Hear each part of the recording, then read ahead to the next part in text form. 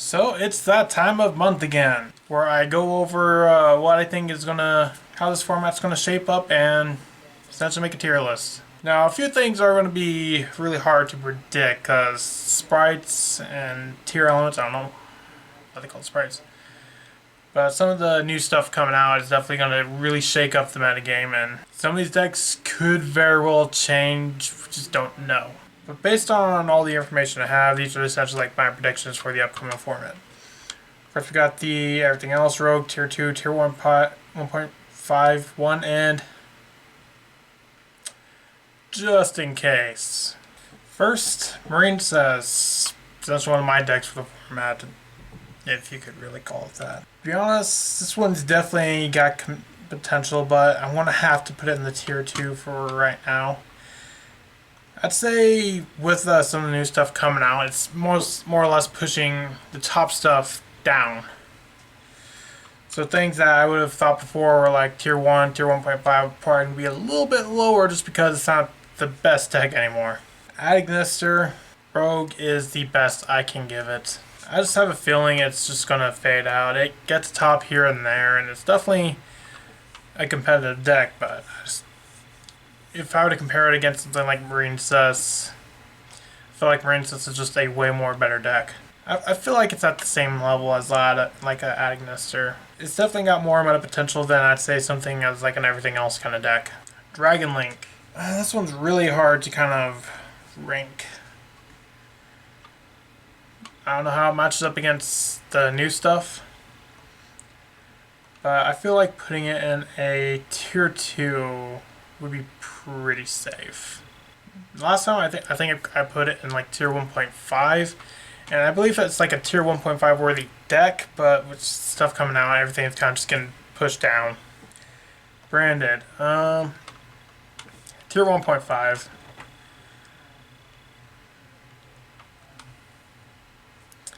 I definitely think it's in a little bit of a decline. I feel like people are kind of countering it a little bit more.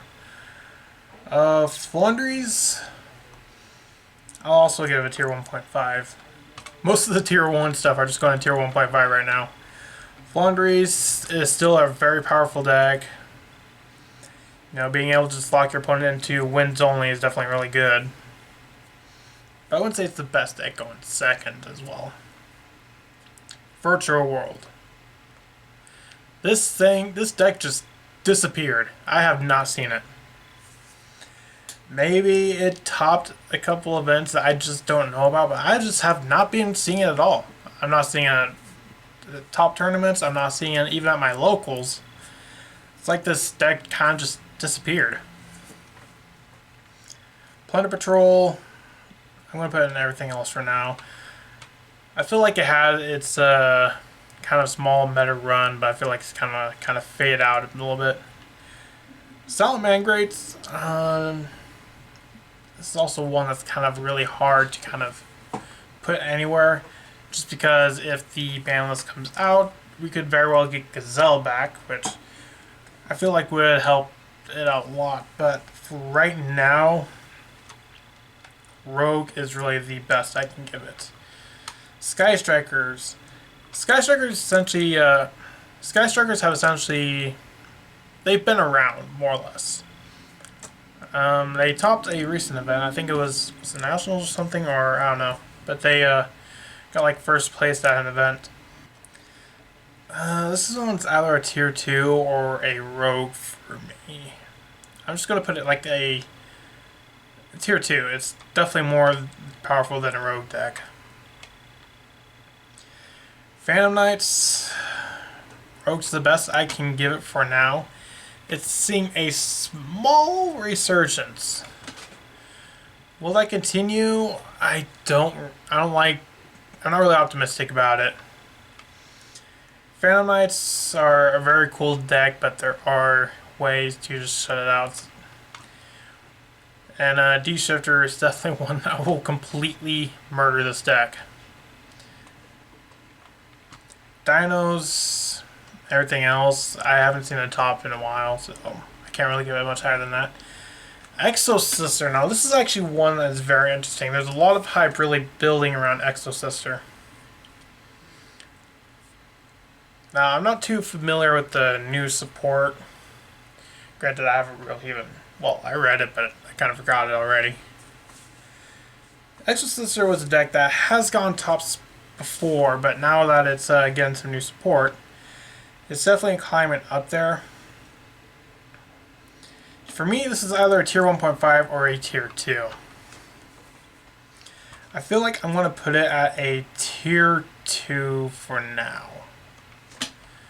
But this is definitely one that could very well as far as jump up to tier 1.5. But I feel like it's not quite there yet. DDDs, everything else, unfortunately, just hasn't really been. I don't think it's topped in a while. Same for heroes and zombies. Good decks, but just not really putting in the results, unfortunately. Live Twins. Definitely going to put this in a Rogue. I'd say it's much more powerful than a deck like DDDs, Virtual World, and Dinos, just because of how the deck functions. You can play a bunch of hand traps in it. So I guess like a small kind of deck too. Next we got Predaplants. This is actually a scene competitive play. Although very niche. Not like a, definitely not like a high tier deck, but definitely a rogue deck. You definitely want to know how to play Predaplants, and considering Super Poly works in this deck so well. Libromancer.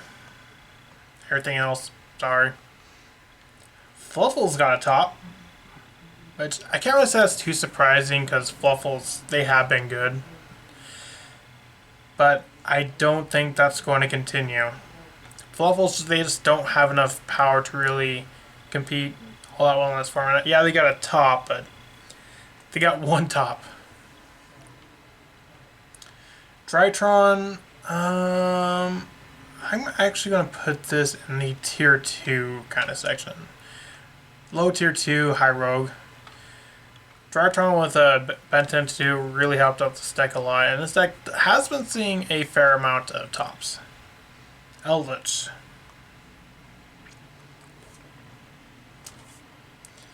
What can I say?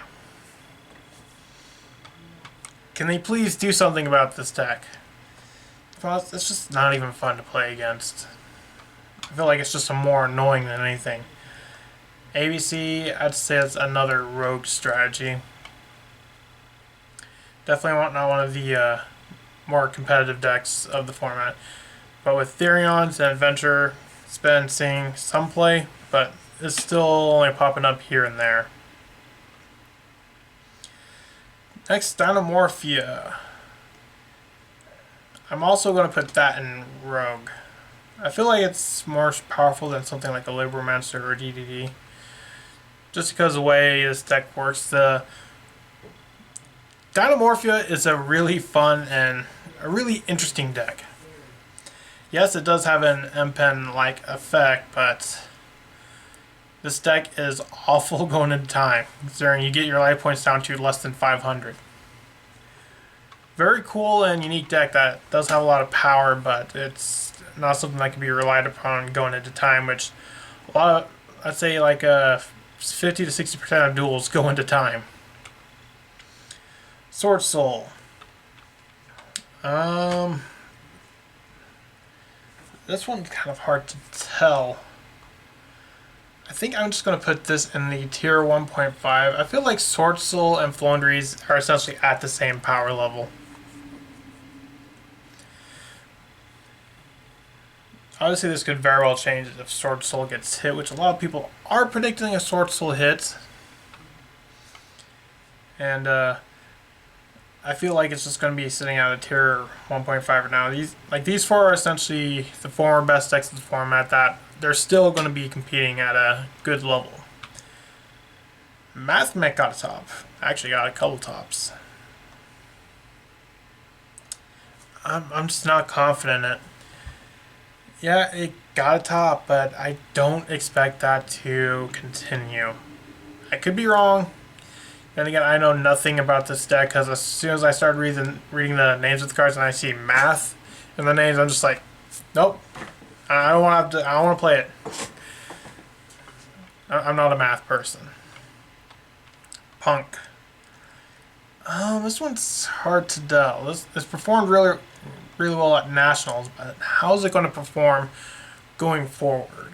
I feel like this is definitely a deck that's going to be still at the forefront. Well, not exactly the forefront of the metagame, but I feel like it's much more powerful than something like Sword Soul, Flundries, and Eldritch. Next two are the decks that, as recording this video, haven't been released. So there's still a lot we do not know about this deck.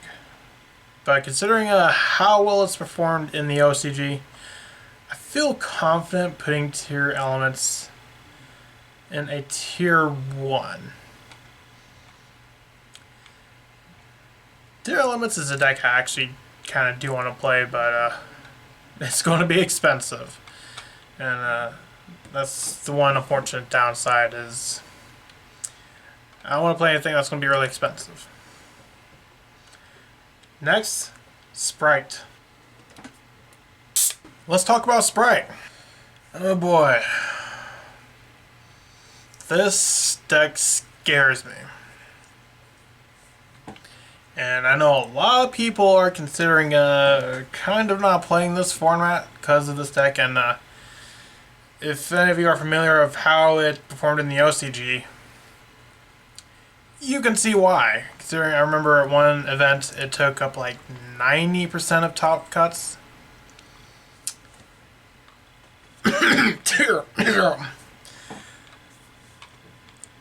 But here's the real question. Is Sprite's going to be a tier 0 for us or just a tier 1? From what I heard, like it was able to search Max C. Obviously we don't have Max C, so I guess that's 1+. This one's really hard. It's tier 0 or tier 1. I feel like I'm just going to put it in a safe tier 1 for now. But this is definitely a deck that could potentially be tier 0. I wouldn't put it past it. And lastly, Scareclaw. It's not really doing much, so this is essentially I guess like my tier list for the August format. Judging by the look of it, it looks about as bad as I thought it would be. Let me know what you think about this tier list. I think there's something that should be higher, be lower. Let me know in the comments, and I'll see you in the next video. Bye.